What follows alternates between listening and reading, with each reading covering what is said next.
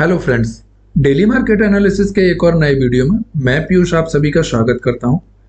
चलिए हम स्टार्ट करते हैं और देखते हैं कि मंडे के दिन हमारा मार्केट कैसा रह सकता है।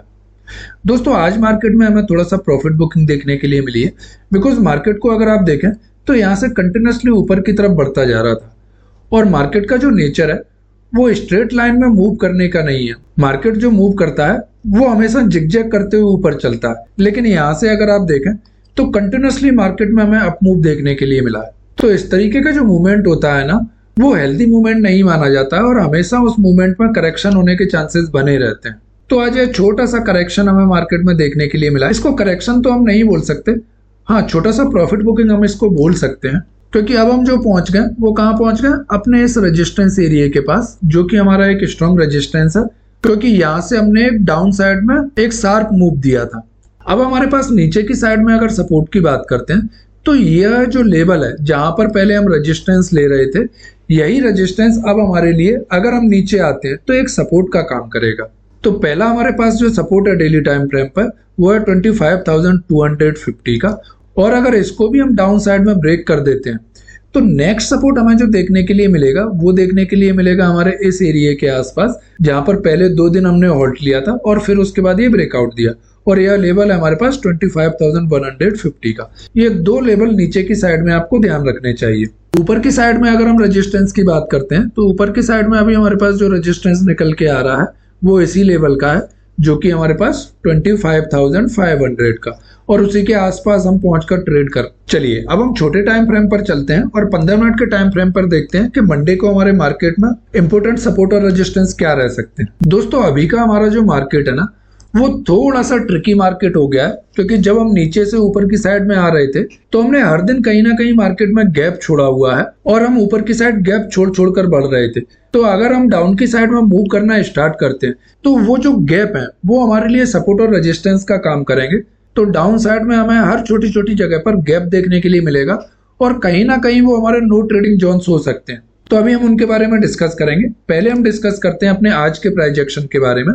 तो आज के मार्केट की अगर हम बात करें, आज हमको ओपनिंग मिली, पिछले दिन की रेंज में हमने ओपन किया और डायरेक्ट हम फॉल करते हुए नीचे आ गए, और नीचे हम कहां तक आए, अपने उस सपोर्ट एरिया के पास जिसके बारे में मैंने आपके साथ डिस्कस किया था और मैंने आपसे बोला था कि यह एरिया हमारे पास एक नो ट्रेडिंग जोन हो सकता है। कल के एनालिसिस वीडियो में मैंने आपके साथ डिस्कस किया था कि ये जो एरिया है हमारे पास 25,330 से लेकर 25,300 का, ये एरिया हमारे पास एक नो ट्रेडिंग जोन रहने वाला है। इस एरिया में कहीं पर भी आकर हम ट्रैप हो सकते हैं। और आप देखिए मार्केट कंटिन्यूसली नीचे आया, 300 का हमको ब्रेकडाउन दिखाया, और उसके बाद आप 15 मिनट की किसी भी कैंडल को देख लीजिए, हमने अपने इस लेवल के नीचे क्लोजिंग ही नहीं की और ना ही मार्केट में हमें फॉलो अप देखने के लिए मिला, जो कि हमें डाउन साइड में चाहिए था। कल मैंने आपके साथ डिस्कस किया था कि इस लेवल के नीचे जब एक कैंडल क्लोज होगी और अगली कैंडल जब उसके लो के नीचे ट्रेड करना स्टार्ट करेगी तो ही हमें डाउन साइड में एक मूव देखने के लिए मिलेगा। हमें डायरेक्ट इस लेवल के ब्रेकडाउन पर ट्रेड नहीं करना चाहिए। जिन लोगों ने कल इस एनालिसिस को ध्यान में रखा होगा वो तो आज मार्केट में बच गए होंगे, नहीं तो आज मार्केट ने अधिकांश लोगों को ट्रैप कर लिया होगा। जिन लोगों ने यह देखकर ट्रेड किया होगा कि पिछले दिन का लो ब्रेकडाउन हो गया, अब यहाँ पर ट्रेड ले लेते हैं, वो लोग इस जोन में फंस ही गए होंगे और मार्केट ने उनको ट्रैप कर लिया होगा। तो दोस्तों, यही छोटे छोटे सी लर्निंग्स है जिनको आपको ध्यान में रखना है, और जब आप इन चीजों को ध्यान में रखेंगे तो मार्केट में अननेसेसरी ट्रैप होने से बच जाएंगे और आपको ये पता होगा कि मुझे कहां पर ट्रेड लेना है, कहां से मुझे डाउन साइड में एक बड़ा मूव मिल सकता है और कहां से मुझे अप साइड में एक बड़ा मूव देखने के लिए मिल सकता है। कौन कौन से जोन मेरे लिए नो ट्रेडिंग जोन रहने वाले हैं, ये चीजें आपको धीमे धीमे समझ में आने लगेंगी। बस आपको चैनल पर बने रहना और वीडियोस को ध्यान से पूरा देखना है।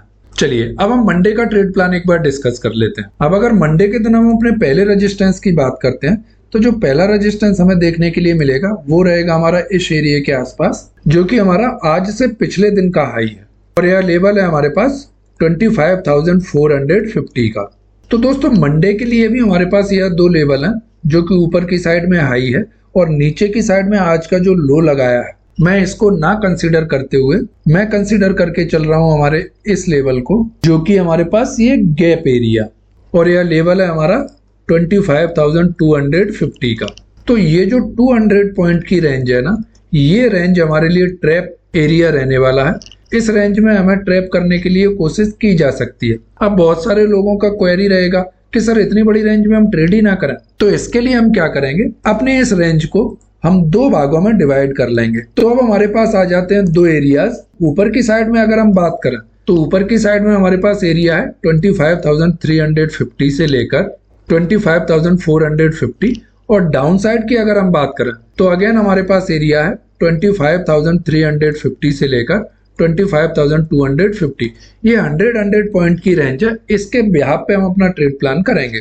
तो इनकेस कल अगर हम ओपन होते हैं अपने इस एरिया के ऊपर, जो कि हमारे पास 25,350 से लेकर 25,450, आज की क्लोजिंग के ऊपर अगर हम ओपन होते हैं और आज के दिन के हाई को हम अप्रोच करते हैं, तो यहाँ पर अगर 10 से 15 मिनट हम ट्रेड कर लेते हैं या एक स्ट्रॉन्ग कैंडल मुझे इसके ऊपर क्लोजिंग मिल जाती है, तो उसी के हाई के ब्रेकआउट पर हमें ऊपर की साइड में एक मूव मिल सकता है, जिसमें हमारा पहला रेजिस्टेंस हमें देखने के लिए मिलेगा 25,500 का। अगर इसको ब्रेकआउट करके हम ऊपर टिक जाते हैं तो फिर नेक्स्ट मूव हमको लेकर जा सकता है 25,550 के लेवल तक, और फिर हमारा जो थर्ड रेजिस्टेंस रहेगा उसमें हमें थोड़ा सा बड़ा मूव मिल सकता है, जो कि हमें लेकर जा सकता है 25,630 तक। यह तीन मूव हमें मंडे के दिन निफ्टी में ऊपर की साइड में देखने के लिए मिल सकते हैं। अब अगर इनकेस हम ओपन होते हैं इन दो लेवल्स के बीच में, जिसमें ऊपर की साइड में हमारे पास रेजिस्टेंस है 25,350 और नीचे की साइड में हमारे पास जो सपोर्ट है वो है हमारे पास 25,250। अगर इस 100 पॉइंट की रेंज में हम कहीं ओपन होते हैं और यहाँ पर ट्रेड करते हुए जब अपने इस लोअर लेवल को अप्रोच करेंगे, तो यहाँ पर फिर से हमें वही ध्यान रखना है कि हमें डायरेक्ट ब्रेकडाउन पर ट्रेड नहीं लेना है। हमें ट्राई करना है कि इसके नीचे हमें एक कैंडल क्लोज मिल जाए, और जब उस कैंडल का लो ब्रेक हो तो फिर डाउन साइड में हमें मूव मिल सकता है, या फिर मार्केट एक बार इस लेवल को ब्रेक डाउन करे, फिर एक बार इसको रिटेस्ट करे और दोबारा जब अपने इस लो को ब्रेक डाउन करे, तो फिर यहाँ पर हम ट्रेड ले सकते हैं, जिसमें पहला मूव हमको लेकर जा सकता है हमारे इस सपोर्ट एरिया के पास, जो कि रहेगा हमारा 25,200 का। अगर इस लेवल को हम ब्रेक डाउन करते हैं तो नेक्स्ट सपोर्ट हमको देखने के लिए मिलेगा हमारा इस लेवल का, जो कि था हमारे पास 25,150 का। दोस्तों इस लेवल को थोड़ा सा ध्यान में रखिएगा, 25,150 ये हमारे पास एक स्ट्रॉन्ग सपोर्ट का काम करने वाला है, क्योंकि जब हम ऊपर की साइड में जा रहे थे तो इस लेवल से बार बार सेलर मार्केट को नीचे ले जाने के लिए ट्राई कर रहे थे। तो अब जब ऊपर से हम इस लेवल को अप्रोच करेंगे तो यही लेवल हमारे लिए एक स्ट्रॉन्ग सपोर्ट का काम करेगा। तो यहाँ पर पहुंचकर थोड़ा सा वेट कर लीजिएगा और देखिएगा कि मार्केट किस तरीके का प्राइस पैटर्न बना रहा है। क्या हम मार्केट में एक डब्ल्यू पैटर्न बनाने की कोशिश कर रहे हैं, जिसमें एक बार लो लगाने के बाद हम दोबारा अपने लो को टच नहीं करना, या फिर यहीं पर जाकर एक रेंज बना रहा है और उस रेंज को डाउन साइड में ब्रेक डाउन दे रहा है। तो यहाँ पर जाकर थोड़ा सा आपको वेट करना पड़ेगा और मार्केट की कंडीशन को समझकर ट्रेड करना पड़ेगा। अगर डब्ल्यू पैटर्न बना रहा है तो मार्केट यहाँ से रिवर्स हो सकता है, और अगर एक रेंज बनाकर इसको डाउन साइड में ब्रेक कर रहा है तो फिर यहाँ से हमें एक डाउन साइड में थोड़ा सा बड़ा मूव मिल सकता है, जो कि हमको लेकर जाएगा 25,070 के आसपास। यह तीन मूव आपको निफ्टी में डाउन साइड में भी देखने के लिए मिल सकते हैं, इनकेस अगर हम 25,250 को डाउन साइड में सक्सेसफुली ब्रेक डाउन कर पाए तो। दोस्तों यहाँ पर ध्यान रखिएगा, मैं आपको कोई भी बाय और सेल एडवाइस नहीं दे रहा हूँ, मैं केवल अपना एक्सपीरियंस आप लोगों के साथ शेयर कर रहा हूँ। तो मेरी एनालिसिस को केवल मार्केट को समझने और प्राइस एक्शन को सीखने के पर्पज से यूज करें। कोई भी ट्रेड लेने से पहले अपने फाइनेंशियल एडवाइजर से एक बार कंसल्ट जरूर करें। तो दोस्तों इसी नोट पर मैं आज का एनालिसिस यहीं पर एंड करता हूं। आई होप यह वीडियो आपको पसंद आया होगा। अगर यह वीडियो आपको पसंद आया हो तो प्लीज इस वीडियो को लाइक करें और चैनल को सब्सक्राइब करना ना भूलें। वीडियो से रिलेटेड अगर आपके कुछ सुझाव हैं तो प्लीज कमेंट बॉक्स में अपना फीडबैक देना ना भूलें। वीडियो को अंत तक देखने के लिए आप सभी का धन्यवाद। चलिए मिलते हैं कल नेक्स्ट वीडियो में।